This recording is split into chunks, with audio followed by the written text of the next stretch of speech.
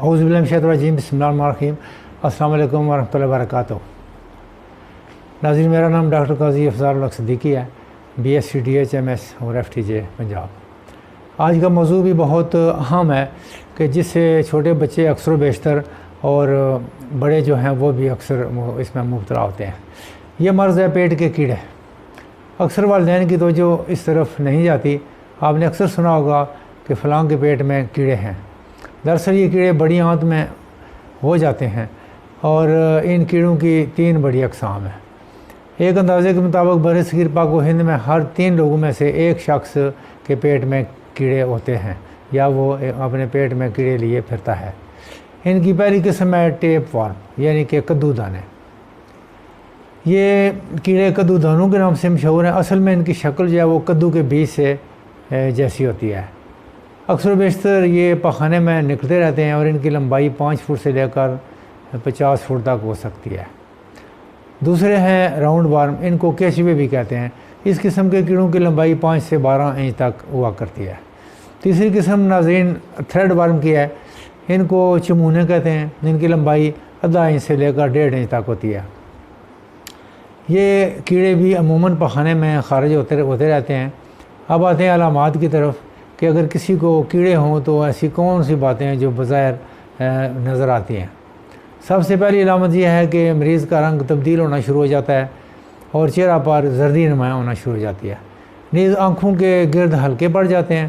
مریض کی بھوک ختم ہو جاتی ہے۔ بعض اوقات بہت زیادہ لگنا شروع ہو جاتی ہے، بلکہ کھانے کے اوقات کے علاوہ بھی بھوک لگنا شروع ہو جاتی ہے۔ مریض کا پیٹ پھولا رہتا ہے، منہ سے اکثر رال ٹپکتی ہے، خاص کر سوتے وقت، اور منہ سے بدبو بھی آتی ہے۔ پخانہ والی جگہ پر خارش ہوتی ہے اور اکثر یہ رات کو زیادہ ہوتی ہے۔ مریض سست سا رہتا ہے۔ اکثر سر درد کی شکایت ہوتی ہے۔ کمزوری اور وزن میں کمی واقع ہو جاتی ہے۔ پیشاب کا رنگ دودھیا اور کبھی پیٹ میں کولنجی درد ہوتا ہے۔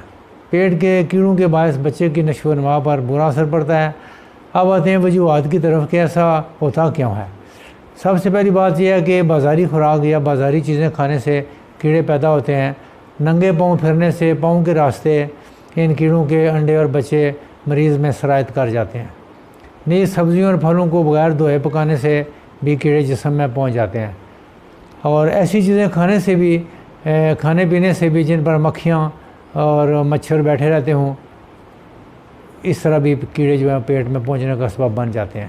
یعنی کہ مریض کے پخانے کے پاس پخانہ کرنے سے یہ مرض دوسروں کو لاحق ہو سکتا ہے۔ اس بیماری کی تشخیص مریض کے علامات دیکھ کر ہو جاتی ہے، لیکن بعض اوقات کچھ ٹیسٹ بھی کروانے پڑتے ہیں۔ پخانے کا ٹیسٹ کرانے سے کیڑوں کی موجودگی کا پتہ چل جاتا ہے۔ اس طرح پخانے میں کیڑے اور کیڑوں کے انڈے دیکھے جا سکتے ہیں، اور اس طرح کیڑوں کی قسم کا بھی پتہ چل جاتا ہے۔ خون CBC ٹیسٹ کرانے سے بھی اندازہ ہو جاتا ہے۔ کیڑوں کی موجودگی میں خون کے سفید سیلز میں ایسینوفلز جو ہے ان کی تعداد بڑی ہوتی ہے، اور خون کی کمی سے بھی اندازہ ہوتا ہے۔ نیز پیٹ کا الٹرا ساؤنڈ کرانے پر آنتوں کے کیڑوں کا پتہ چل جاتا ہے۔ کئی مرتبہ مریض خود بتا دیتا ہے کہ ایک لمبا سا کیچوا پخانے میں نکلا تھا، یعنی کہ پہلے کسی وقت نکلا تھا، یا کئی بار کھانسنے سے یا الٹی کرنے سے منہ کے راستے بھی کیڑا نکلنے کے بارے میں مریض خود بتاتا ہے۔ اب علاج کی طرف آتے ہیں تاکہ نالج شیئرنگ پروگرام کے تحت آپ کے علم میں اضافہ ہو سکے۔ سب سے پہلی دعا ہے سائنا 30۔ یہ دعا پیٹ کے کیڑوں کے لیے بہت کارآمد ہے۔ مریض شکل و صورت سے بیمار لگتا ہے، چہرہ پیلا، آنکھوں کے گرد ہلکے، مریض رات کو دانت پیستا ہے، ناک نوچتا ہے اور بھوک کم یا ختم ہو جاتی ہے۔ ان علامات پر سائنا 30 1-2 قطرے صبح دوپہر شام 1 چمچ پانی میں ملا کر دینے سے یہ کیڑے خارج ہو جاتے ہیں۔ دوسری عام دوا جو ہے وہ ہے سٹینم 3X۔ اس دوا کی مدد سے بھی کیڑے نکل جاتے ہیں۔ مریض کا چہرہ پیلا ہوتا ہے، آنکھوں کے گرد نیلے یا سیاہ ہلکے ہوں، سانس بدبودار ہو، مریض سست ہو اور ہلکا بخار بھی ہو تو سٹینم 3X دینے سے شفا یابی ہوگی۔ ناظرین، یہ علامات ہوتی ہیں اور علامات کے مطابق دوائی جب دی جائے تو تبھی صحیح شفا ہوتی ہے، اس لیے یہ دوائیاں الگ الگ بتانی پڑتی ہیں۔ تیسری عام دوا جو ہے وہ ہے سائکیوٹا 30، CICUTA سائکیوٹا 30۔ پیٹ کے کیڑوں کے باعث اگر تشنج ہونے لگے تو یہ دوا دیں۔ چوتھی اہم ترین دوائی جو ہے وہ فلیکس ماس کیو ہے. یہ ہماری مشہور و معروف دوا ہے جو پیٹ کے کیڑوں کو باہر نکالتی ہے.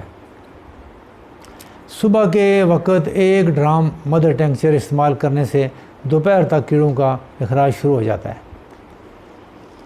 یا پھر 10-15 قطرے صبح دوپہر شام آپ لیں پانی میں ڈال کے، آدھی پیالی پانی میں ڈال کے. اگر کیڑوں کی شکایت کے ساتھ درد کلنج کے دورے پڑتے ہوں تو چند دن دوا استعمال کرنے سے دونوں علامات ٹھیک ہو جاتی ہیں. یہ جو فلیکس ماس کیو ہے، اس دوا کو ناشتہ سے قبل استعمال کریں. اور اس کے علاوہ ہے جی ٹیوکریم کیو، یہ بھی اس مرض میں ایک مفید دوا ہے.